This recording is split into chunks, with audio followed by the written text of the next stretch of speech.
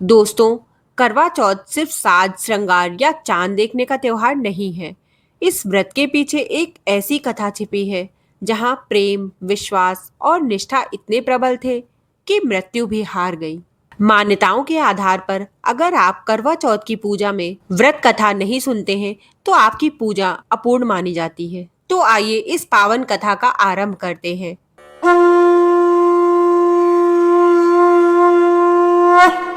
बहुत समय पहले की बात है। एक नगर में एक साहूकार रहता था। उसके 7 बेटे और एक बेटी थी।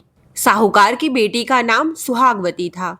वो बहुत संस्कारी और पतिपरायण थी। जब वो विवाह के बाद ससुराल गई तो एक दिन आया करवा चौथ का व्रत। सुहागवती ने पूरे नियम से उपवास रखा।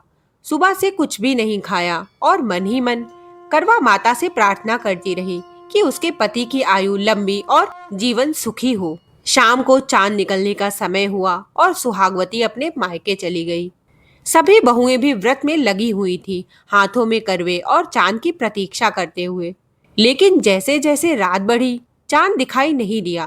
भूख और प्यास से व्याकुल होकर सुहागवती बार बार कहती रही, भैया, अब तो बहुत देर हो गई है, मुझे बहुत प्यास लगी है, चांद कब निकलेगा। उसकी हालत देखकर सबसे छोटे भाई को दया आ गई। उसने एक तरीका सोचा। घर की छत पर जाकर दूर एक पेड़ के पीछे दीपक जलाया, जिसकी रोशनी छलनी से झांकने पर चांद जैसी लग रही थी। सुहागवती ने देखा और बोली, देखो भाभी, चांद निकल आया है। भाभीियों ने कहा, नहीं, अभी नहीं निकला है। पर सुहागवती ने विश्वास नहीं किया और दीपक को चांद समझकर अर्घ देकर व्रत खोल लिया। लेकिन जैसे ही उसने पहला निवाला खाया, उसे छींक आ गई। दूसरा निवाला उठाया, उसमें बाल निकल आया और तीसरा निवाला मुंह में जाते ही उसके पति के मृत्यु की खबर आ गई। सुहागवती फूट फूट कर रो पड़ी और कहने लगी, मुझसे ऐसी क्या भूल हो गई जो माता रानी ने मुझे ये दिन दिखाया। भाभीियों ने समझाया, तुमने छल से बने दीपक को चांद समझकर व्रत तोड़ दिया। माता करवा नाराज हो गई, इसलिए तुम्हारा सुहाग छिन गया। तब बेटी ने निश्चय किया कि वो अपने पति का अंतिम संस्कार नहीं करेगी। वो सौ के पास बैठकर दिन रात माता करवा से प्रार्थना करती रही। 1 वर्ष तक उसने लगातार हर चतुर्थी का व्रत रखा।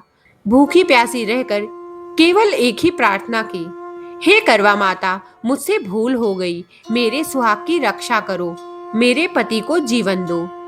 उसकी सच्ची श्रद्धा और व्रत की शक्ति से माता करवा प्रसन्न हुई और उन्होंने कहा, बेटी, तेरे प्रेम और विश्वास ने मृत्यु को भी हरा दिया और उसी क्षण उसका पति फिर से जीवित हो गया।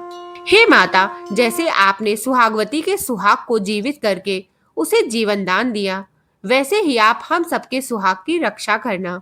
तभी से ये मान्यता बन गई कि जो स्त्री सच्चे मन से करवा चौथ का व्रत करती है, वो अपने पति की दीर्घायु, सुख और सौभाग्य प्राप्त करती है। करवा चौथ केवल एक रीति नहीं, बल्कि पति पत्नी के अटूट विश्वास और प्रेम का प्रतीक है। और इस प्रार्थना के माध्यम से हम भी माता करवा से अपने और अपने प्रियजनों के सुहाग की रक्षा की कामना करते हैं। दोस्तों, ऐसी ही धार्मिक कथाओं के लिए आप हमारे चैनल को लाइक, शेयर एंड सब्सक्राइब करें।